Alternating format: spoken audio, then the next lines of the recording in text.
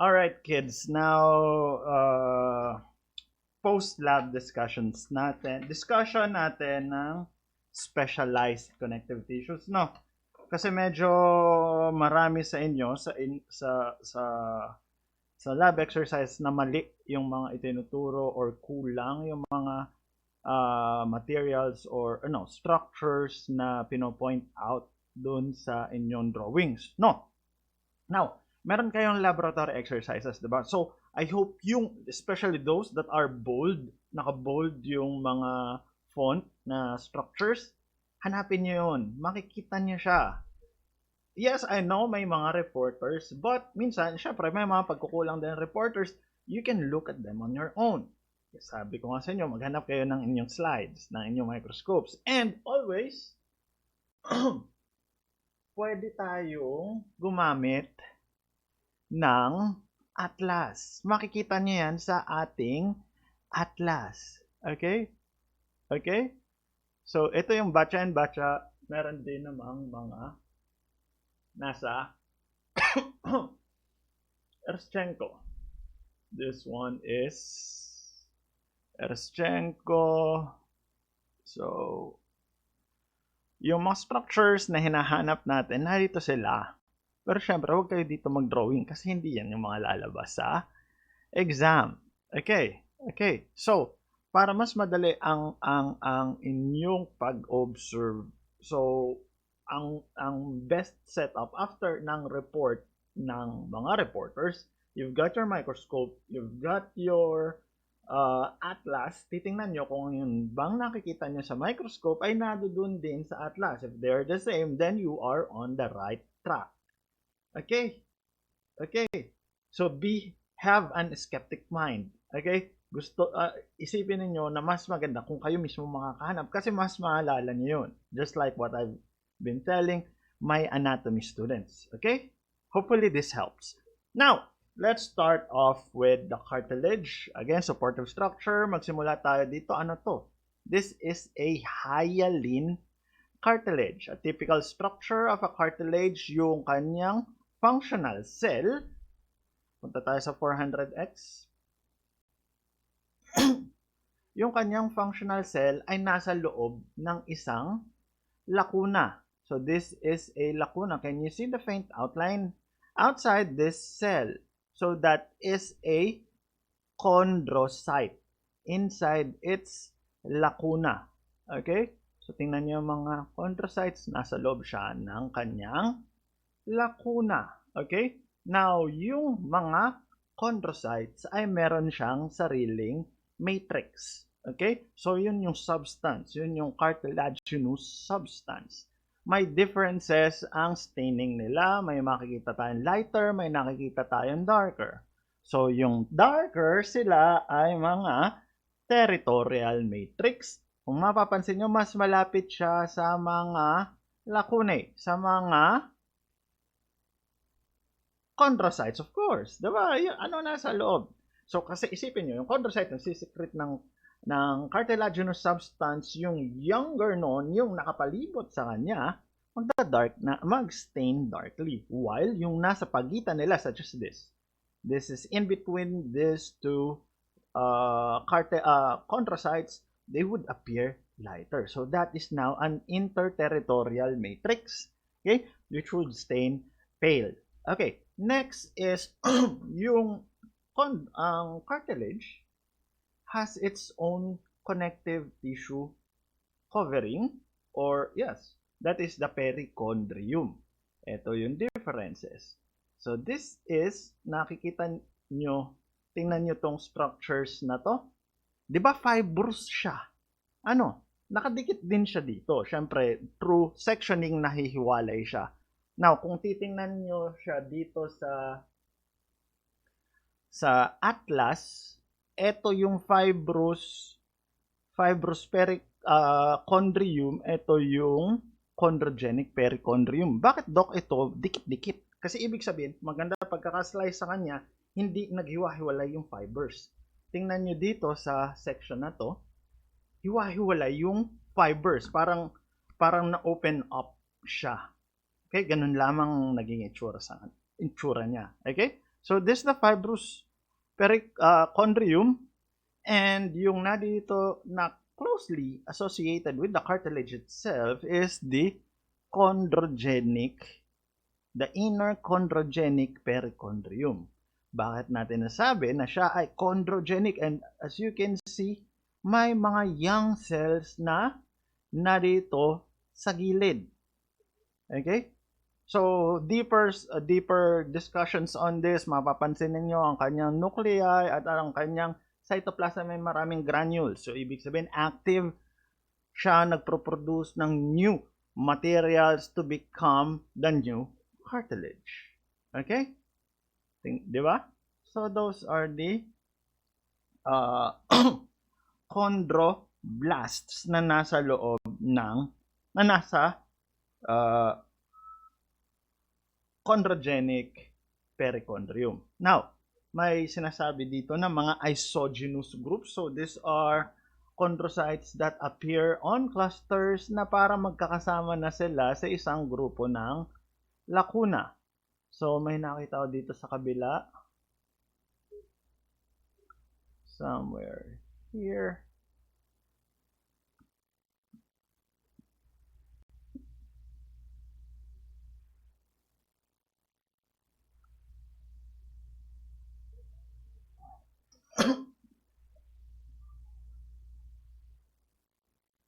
Kagaya nito, 'di ba? May dalawang, it would look like that there are two cells inside a lacuna. So those are isogenous groups such as these two. 'Di ba? Mga isogenous groups sila. Now, ano tong structure, anong organ ng ating ino-observe? Hindi siya oral mucosa. So, baka yun na narinig nyo, sorry, but it is the facial structure. Okay, the face of the animal. Kasi kung titingnan nyo siya, yung buong organ itself, ang magandang landmark dito ay ito. This one is the tongue. And napapalibutan siya ng developing cartilage. Diba? May cartilage dito sa baba, may cartilage din dito sa taas. So, this is a facial structure. Ito yung kanyang concha. Yan na yung mga concha niya. Pero, tsaka na natin yung discuss. Ang mahalaga, ma-appreciate ninyo yung hyaline cartilage. Now, let's move on to the elastic cartilage and differences nila.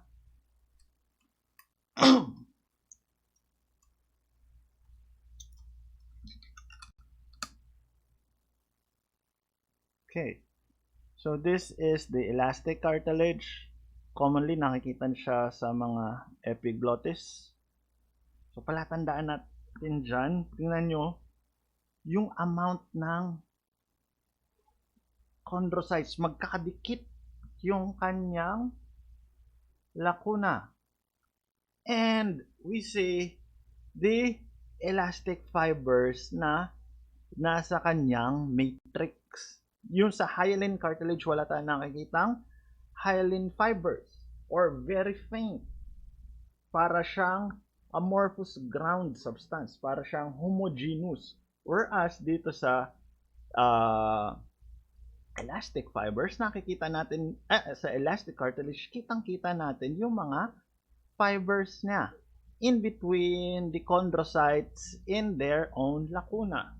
Kung titingnan nyo siya, again, mas closely associated yung lacuna. Mas dikit-dikit siya kumpara doon sa hyaline cartilage. Now, same structures as that of the hyaline cartilage, meron din siyang perichondrium, 'di ba? So ito yung kanyang perichondrium, this is the chondrogenic layer and this is the fibrous layer. Tingnan natin deeper. Bagal ng camera. Diba? You've got a fibrous layer and the chondrogenic layer. Mapapansin natin sila ay blasts pa kasi wala pa silang na-produce ng mga fibers. But as we go inside the cartilage, nakikita na natin yung fibers. Ibig sabihin, they're already functional. fibers. Now, sometimes hindi ganyan yung stains na gagamitin or makikita natin sa slides. Minsan hindi siya kulay itim at hindi na-stain yung fibers. Tingnan natin ko. This is still a larynx. But, kung titingnan natin yung kanyang architecture, mukha pa rin siyang elastic. So, this is still an elastic cartilage. Ibang-iba siya sa hyaline cartilage. Kasi yung hyaline, magkakalayo ang kanilang mga chondrocyte. Ito, magkakadikit. Okay? Okay, so this is an elastic cartilage. Moving on to the fibrocartilage. As the name suggests, fibro. So, siya ay anak ng DWFCT at saka cartilage. So, makikita natin ay lahat ng yan ay collagen fibers. Dok, anong naging kaibahan niya sa irregular na or even regular na DWFCT? Presence ng chondrocytes. So the chondrocytes here in the fibrocartilage are smaller. Okay? So you can see, mas maliit ang kanilang lacuna. Pero hindi kagaya noong elastic cartilage na dikit-dikit yung kanilang mga lacuna at saka kanilang mga chondrocytes. Okay? So, tingnan nyo tong sa Bacha and Bacha. The fibrocartilage, madaming DWFCT. Then, maliliit ang kanyang chondrocytes. Same as what we have here. Maliliit ang chondrocytes. Then, maraming DWFCT. Dok, bakit dito tuwid?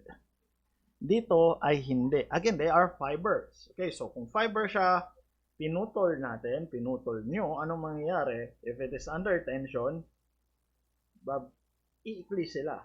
So, yung tuwid, posibleng magliko-liko and magkaroon ng vacuolation. Maraming vacuoles, kaya maraming butas-butas. Ganun maging itsura niya. But still, tingnan nyo yung kanyang extracellular matrix, maraming fibers, white fibers, fibrous. So, siya ay isang fibrocartilage. Malinaw. I hope that it is clear. That is fibrocartilage. O, sige, tingnan natin siya under 400x. Yung pinakita ko sa inyo kanina ay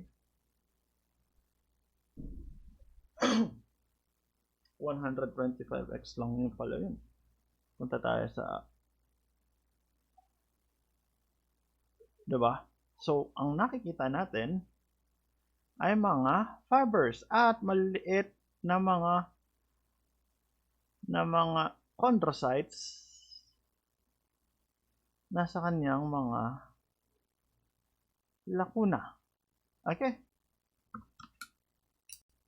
Moving on now to the bone. Spongy bone. The spongy bone is also known as the cancellous. Na-discuss to sa Anat 1, diba? Cancellous or spongy bone.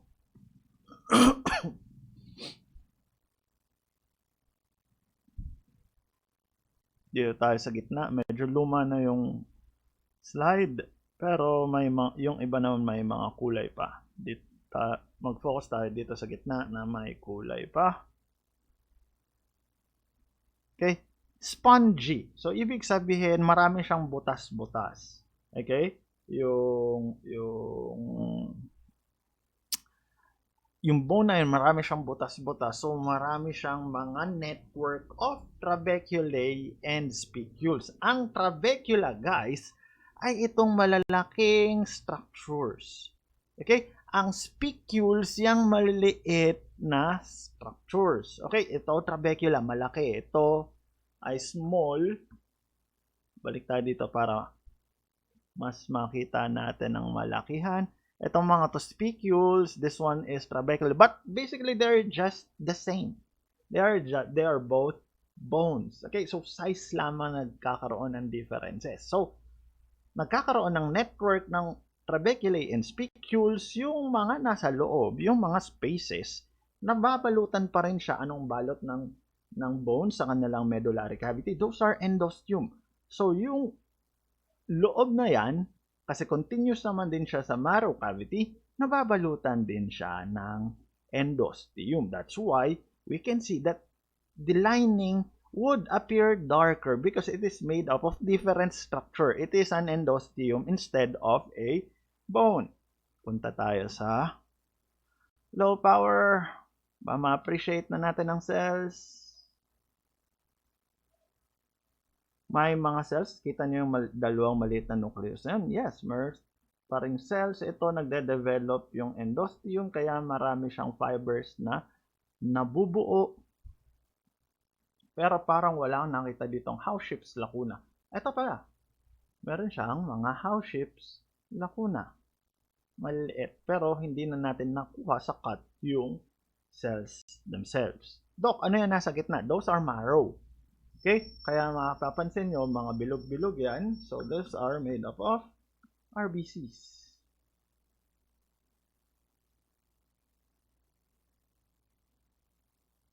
Okay? These are white blood cells and red blood cells. Marrow cells. Okay? Nasa gitna ng marrow cavity. Okay? So, yan ang cancellous bone. Okay? Yung trabecula ay hindi yung space. Yung buto, trabeculae and spicules are both bones. Size lamang nagde-differentiate sa kanila. Gets?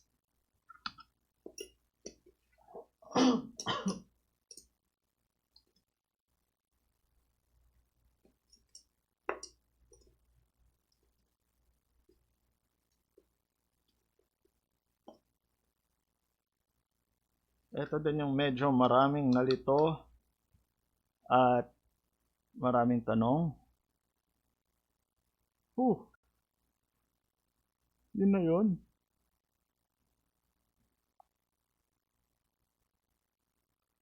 Damn, wala na pala siyang kulay.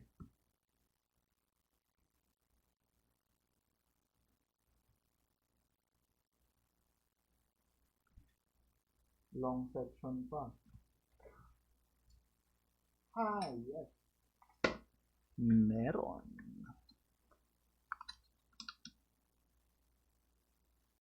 Much better. A decalcified bone. This one is a cross section. So, sana may nahagip na gilid ng buto. Wala akong nakikitang. Eto. Meron na pang nahagip na gilid ng buto. The periosteum. You've got here the periosteum, and this one is the inner structures. Okay. Isa-isahin natin yung unahin natin osteons. Anong osteons? Ang osteons, yan yung nakikita yung bilog na may bilog pa sa loob. Yung bilog sa loob, that is the Haversian canal. These ones are the Haversian canal. At yung nakapaligid sa kanya ay ang osteon. Maghanap tayo ng magandang osteon.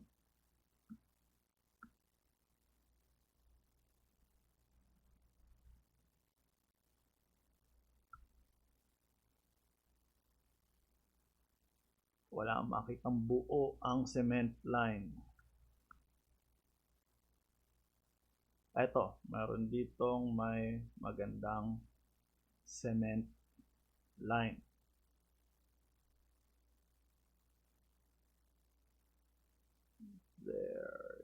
Go. Okay. So this is an ostión. I hope that you appreciate the outline of the ostión. Nakapaligid sa kanya yung bumubuo sa kanya is the cement line. Yun yung kanyang outline. Okay? So, eto siya hanggang dito sa baba. Siyempre, hindi doon bababa. Dito yung bababa. Ano ka ba? Ito, yung kanyang cement line. So, yun yung kanyang periphery. Yun yung kanyang circumferential lamella. From here, this is the cement line up to the Haversian Canal. Yan yung sa kanyang circumferential lamella. Now, yung circumferential lamella may dalawa. External at internal. At alam ko, kaya nyo na yun sabihin. Malaman. Yung nasa labas, like, if this is the circumferential lamella, hatiin nyo sa dalawa. Yung nasa labas, external. Yung nasa loob, internal. Paano natin masasabi? Arbitrary lamang po ba yan, Dok? Tingnan nyo yung differences ng colors. As you can see, the internal is lighter. Yung external is darker. Paler. Paler ang internal. Okay, malinaw. Dok, bakit meron din tayo nakikitang mga parang lakuna na may cell sa loob? That is correct. Those are the osteocytes naman. Inside their own lacuna. Now, kung titingnan pa natin, sana nakukuha ni OBS ng aking recording app, may nakikita kayong parang mga buhok na nagraradiate from the lacuna ng bones. Nakikita niyo yan? Diba? Nagraradiate na parang nagko-connect. Those are canaliculi.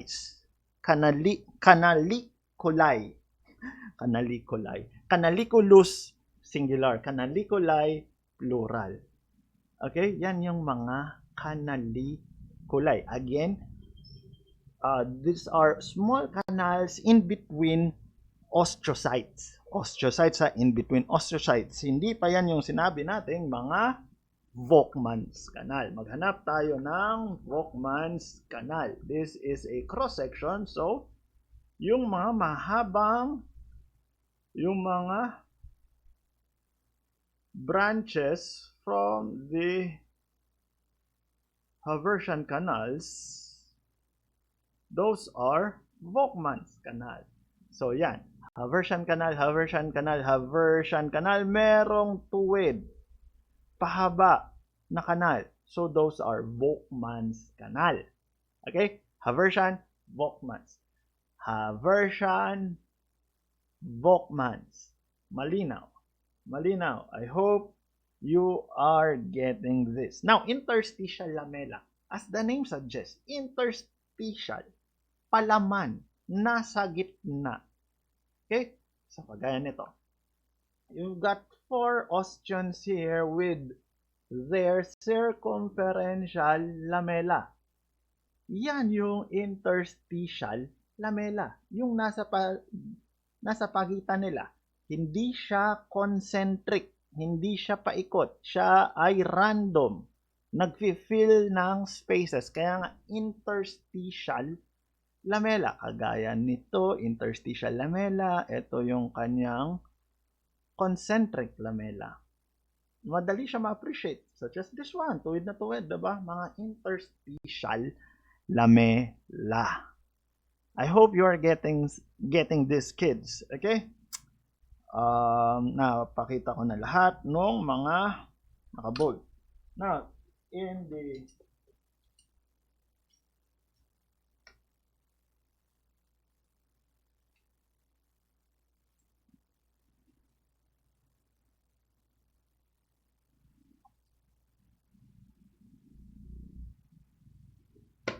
yun, nakuha ko na. Eto, madali kasi siyang ma-appreciate kasi kitang-kita talaga ang differences niya. Sa magtatanong, nasaan, Doc, yung reserve cartilage? Yang lahat na yan, reserve cartilage yan, diba? Kasi hindi siya nagpapatong-patong pa. Hindi pa siya nagpapatas-patas pa. Maghanap tayo ng mga nagpapatas-patas na here.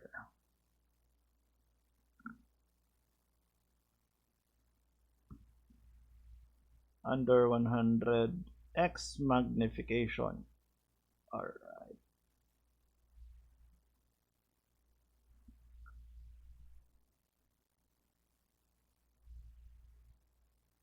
Yun na ba ang pinakamalinaw? Okay. Here, in the zone of reserve cartilage, they are grouped. Diba? Singly, they are random ang kanilang arrangement. But, as we progress towards the right, napapansin natin sorry.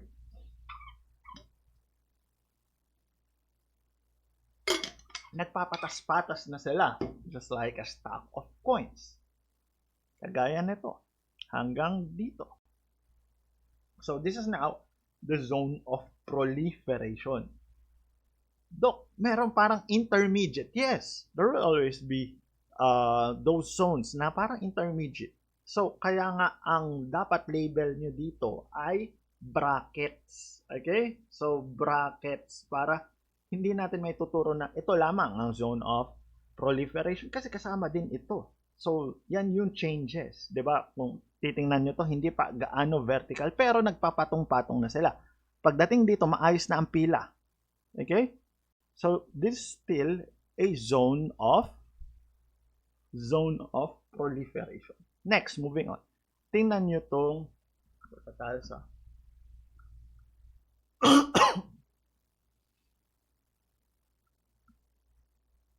40x.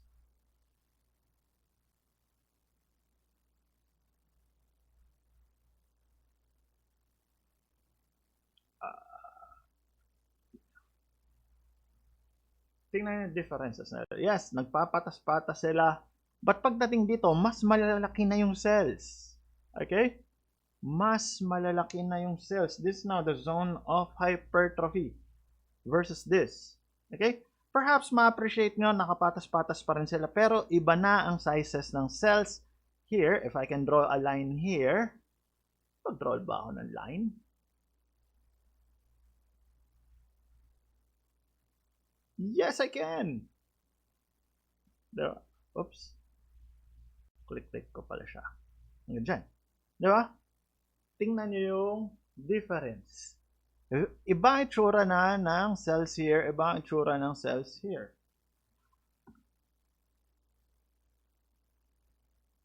Siyempre, ibang magnification. Let me delete this one. Yes. Hindi siya na-remove.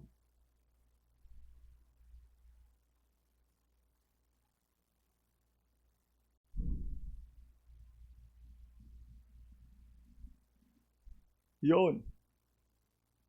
There you go.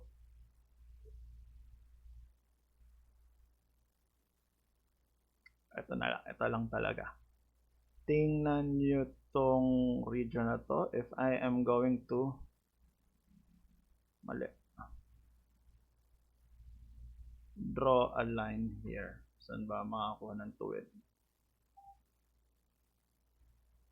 Here. Hanggang dito. Yung cells na dito sa left is mas maliit kaysa sa cells na nasa right. Okay? So, let me draw another line here. Diba? So, these are larger than these. So, nagkakaroon ng hypertrophy. Okay? Nagkakaroon ng hypertrophy. Okay? So, that is the zone of hypertrophy. Okay? How can I delete you again? Yes.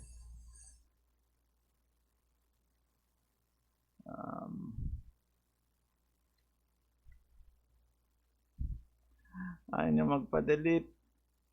Yun. There you go. Tingnan nyo naman to. Again, nagkakaroon ng gradations. Parang development nga siya eh. Okay? Pero ito ang maganda, malinaw na zone of calcification. Meron na tayong nakikitang development ng bony spicules such as those. Diba? Nakikita niya spicules na yan. Okay, so ibig sabihin, if we again draw the line from here, may nahahagip, meron naiiwan kasi hindi siya tuwid, and another line here.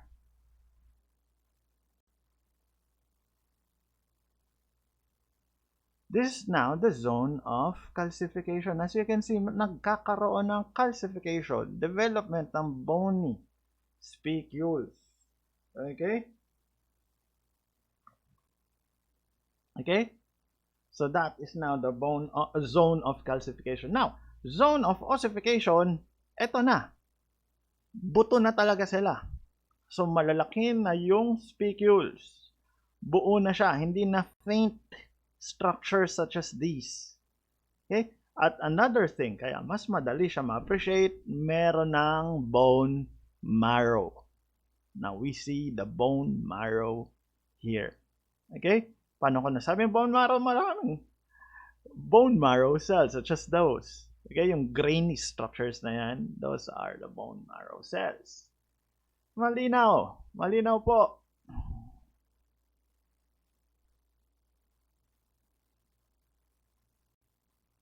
Okay, removing all the lines.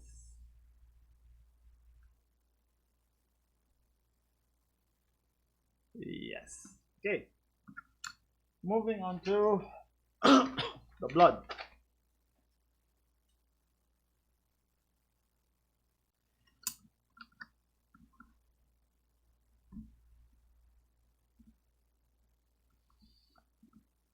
Ang gusto lang namin ipakita sa inyo dito is yung rouleau formation. Okay? Magkakadikit yung sa horse. Parang stack of coins. Okay? Diba? So, these are individual cells na magkakadikit. So, different yan sa aso, because sa aso,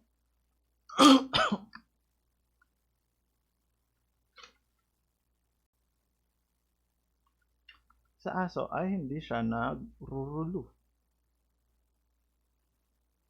Sometimes nagkakaroon din ng rouleau formation such as those. Parang rouleau for,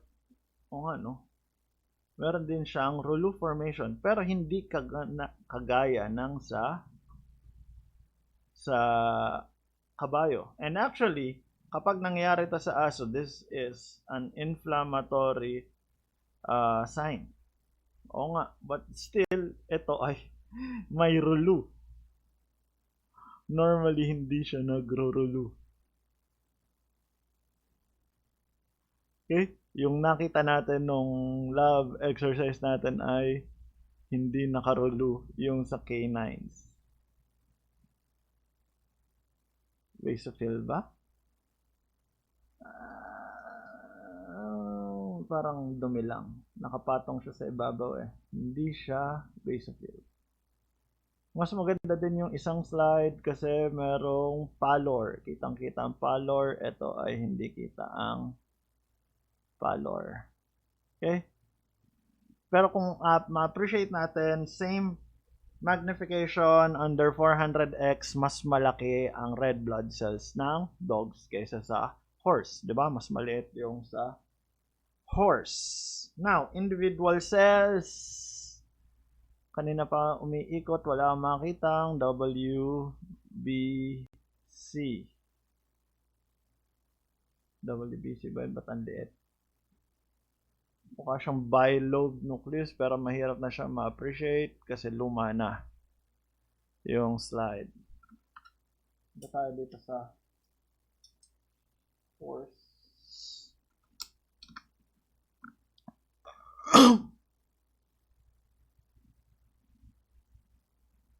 We've got an eosinophil here. Ang labo. An eosinophil. Kita nyo yung granules niya, malalaking granules. They are red. Tingin tayo ng neutrophil.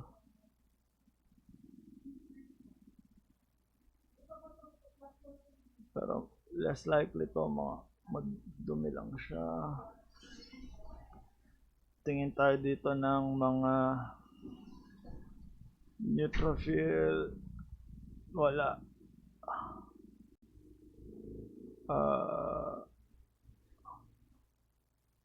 Perhaps this one, kaya lang hindi din natin siya ma-appreciate kasi malabo na. Okay? Neutrophils, makikita natin more than one. Usually, more than one lobe yung kanyang nuclei. Marami. Kaya nga siya tinawag na PMNGs, polymorphonuclear granulocytic cells. Okay? So, hindi ko ma-appreciate dito. Tingnan na lang natin sa inyong atlas. And finally, check blood smear. A big difference in check blood smear. They are nucleated.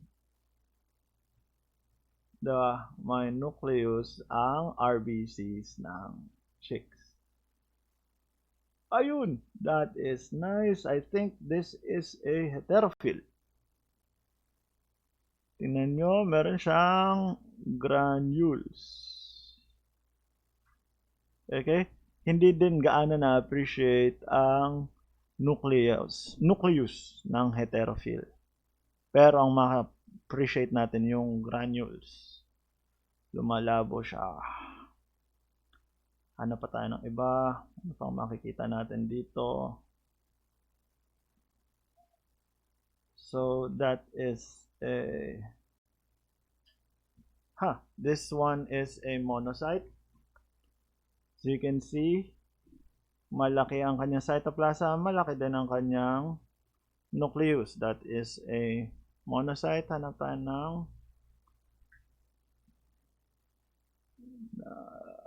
platelets. Yun. This one are thrombocytes ng chicken. Magkakadikit, diba? Sometimes they occur in singles, but this one, magkakadikit sila. Okay?